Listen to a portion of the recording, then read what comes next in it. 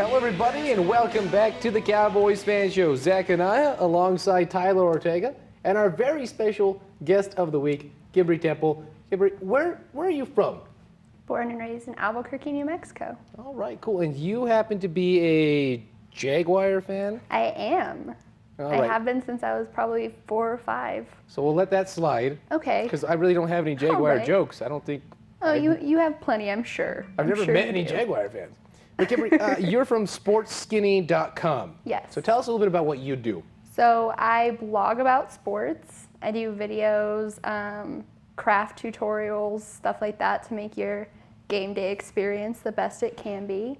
I'm getting ready to open up a shop soon What?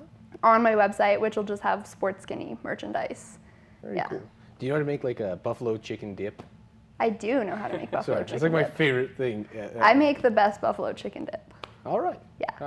You're gonna have to check that out then. I will bring you guys some buffalo. She's gonna bring the chicken entire Cowboys fan show some buffalo chicken dip then. dip. I thought you were We'll going to get her say the back entire next week. Cowboys team. I was like, maybe not that much chicken dip. Speaking of the Cowboys team, we're on our third quarterback of the season, but he is a professional backup at least. Matt Castle. Tyler, what do you expect out of the third-string quarterback for the Cowboys? Well, we've seen Matt Castle do this time and time again, where we saw it back in New England. We saw him do it in Minnesota, and most recently with, I believe it was the Bills that we got him from. So Matt Castle, obviously, as you said, an established backup quarterback. I think he's going to come in, and comparing him to Whedon, Brandon Whedon has lost his last 11 NFL starts. Okay, Last 11. Whether he played for the Browns or not, he's 0-3 with the Cowboys. So,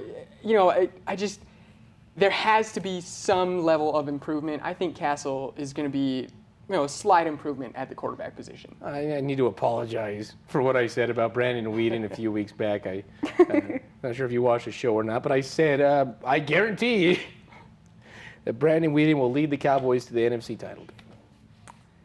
Yeah. That's what happens when you make guarantees. Yeah, they'll be forgotten. But if I was right, I'd look like a genius. Yeah. So, Kibri, give us the skinny on Matt Castle. I don't think he's going to be much of an improvement for you guys. I think your receivers are going to be doing all the legwork for him. I don't think that he's going to really come out and show you guys anything that you haven't seen before, from him at least. And I mean, this year, in the beginning of the season, the Cowboys looked a lot better than they had in the past. Everybody, even haters, had high expectations for the team. We have a lot of haters. We would love to see them do what they keep saying they're going to do, but I don't think it's going to be Matt Castle that takes you there. Well, I think Matt Castle will be good enough to manage the offense. I'm not going to make any bold predictions. I think Matt Castle will complete some passes. Is that better? Yeah, I'll go with that. Okay, what about the defense? They've improved. 3 sacks going into that game against New England, 5 against Tom Brady, the greatest of all time. Yeah, and not only that, the Cowboys now just got Greg Hardy back. We saw that last week. Came out with 2 sacks right away off Tom Brady. Crawford is looking better. We're on the verge of getting DeMarcus Lawrence back. The only real problem I have with the Cowboys defense is the secondary. The secondary has not shown that they can consistently cover receivers. As we saw, the poor tackling job that they did last week against the Patriots.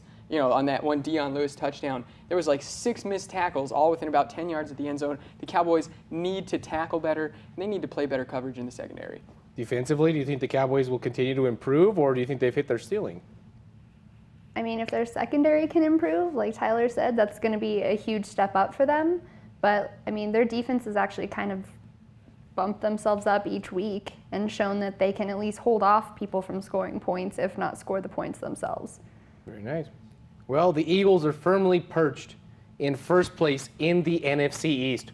At this point in the show, we were going to break down some more Eagles highlights. Who wants to do that? Who wants to do Eagles highlights?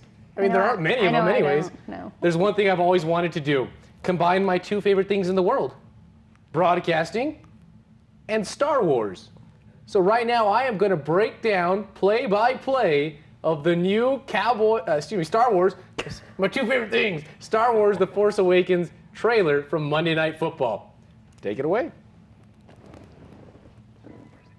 You see right here, the masked figure seems to be a constant in the Star Wars universe.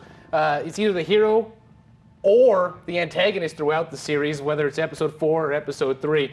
We can see this new this new droid that rolls through the sand, actually available for purchase. You were mentioning it. BB-8. There you go.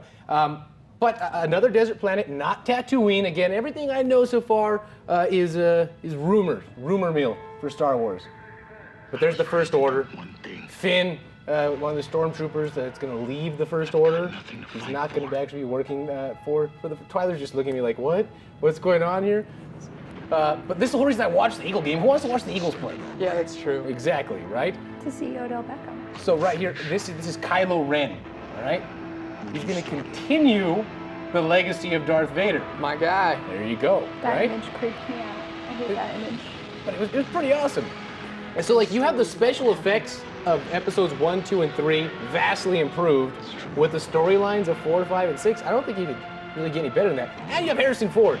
And he doesn't have Shia LaBeouf in this movie, so he's not going to ruin a remake of one of his classic films. Indiana Jones. That's very, very likely.